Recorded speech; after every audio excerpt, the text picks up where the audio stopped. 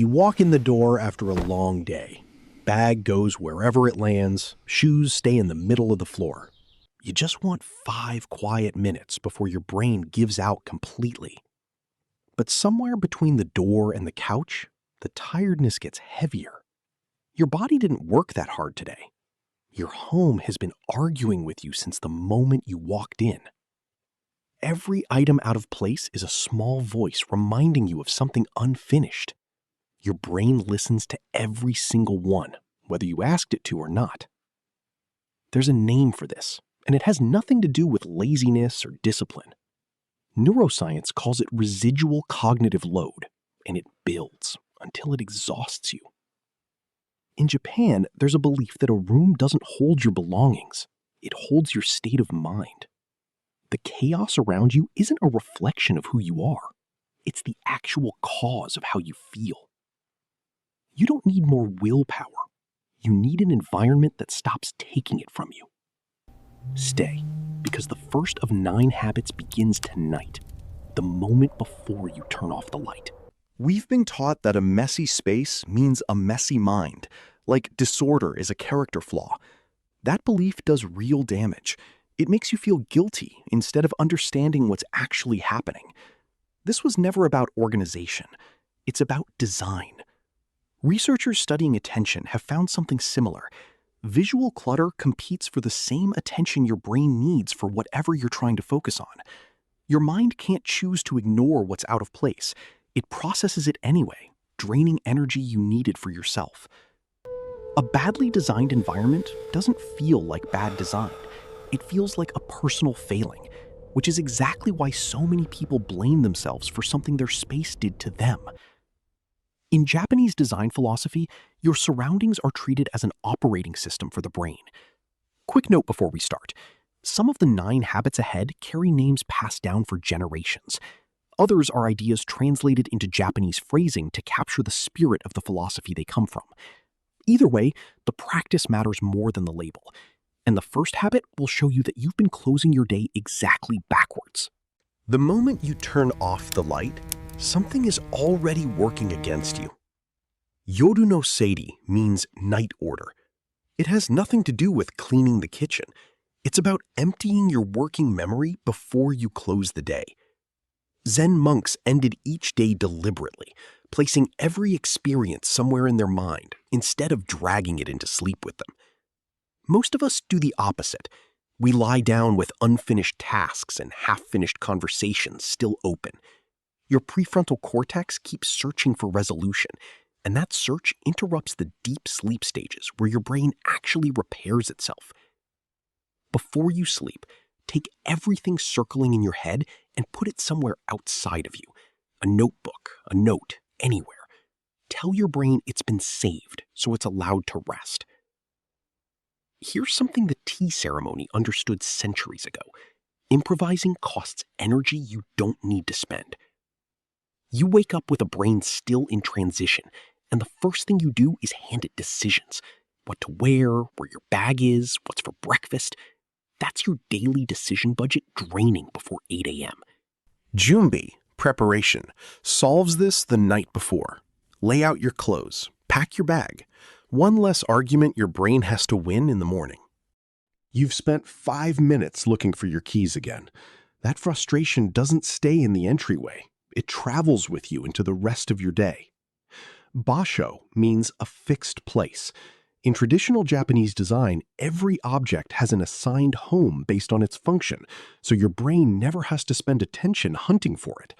One object, one place, always. Every object sitting on a surface without a purpose is a small decision you're postponing. Postponed decisions raise cortisol. Kanso, visual simplicity, is a wabi-sabi principle where anything without active function doesn't belong.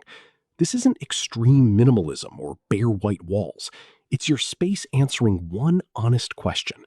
Does this actually serve your life today? Pause here for a second. This next one works differently from the others. It's not about removing objects. It's about protecting the space between them, and it might be the most important habit in this video. Ma is a real, well-established concept in Japanese design. Negative space, the pause between two notes in music, the emptiness around a single flower in an arrangement. Not absence, intentional room to breathe. When every shelf, every wall, every surface is filled, your eyes have nowhere to rest, and neither does your mind. So here's the practice. Leave one shelf empty. Leave one wall bare. On purpose.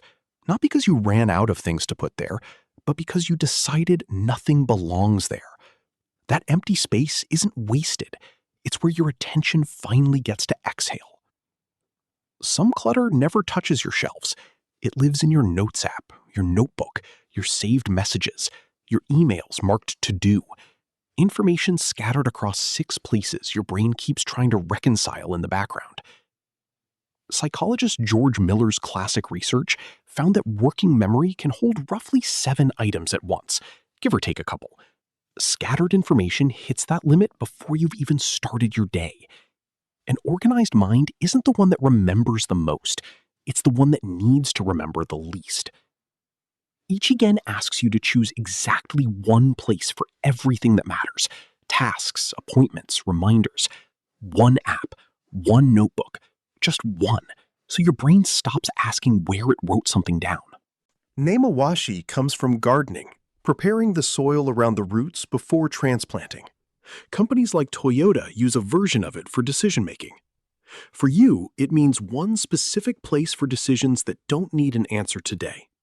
Look at them again a few days later, and most will have lost their urgency or resolved themselves on their own. Nemawashi gives your brain permission to let go of what can wait.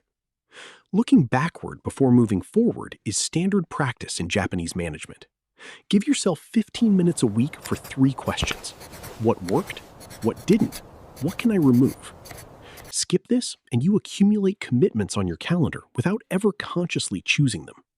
15 minutes is the difference between living with intention and just surviving your schedule. The 9th habit doesn't ask you to do anything new. It asks you to stop doing something that undermines your motivation every time you try to change. Shizuka ni hataraku means work in silence, and it runs against a culture where announcing change feels almost as satisfying as making it.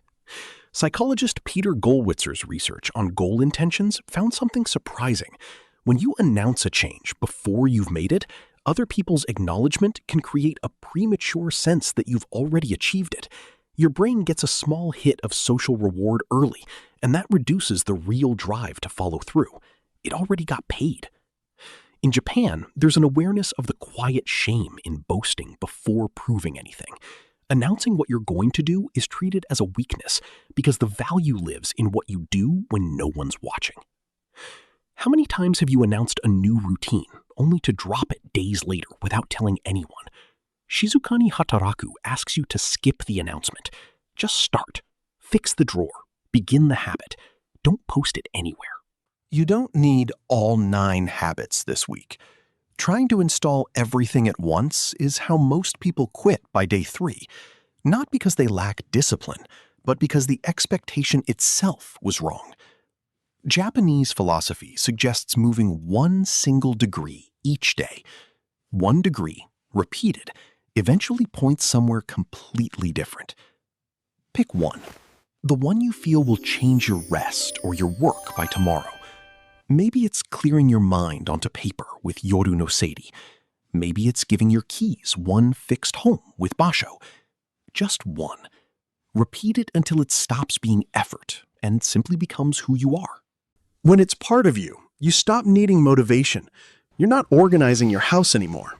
You're getting back the feeling that your life and your space actually belongs to you. Tell me in the comments which of these 9 you already have and which one you're starting tonight. If this was useful, the next video picks up exactly where this one leaves off. Subscribe so it's there when it's ready.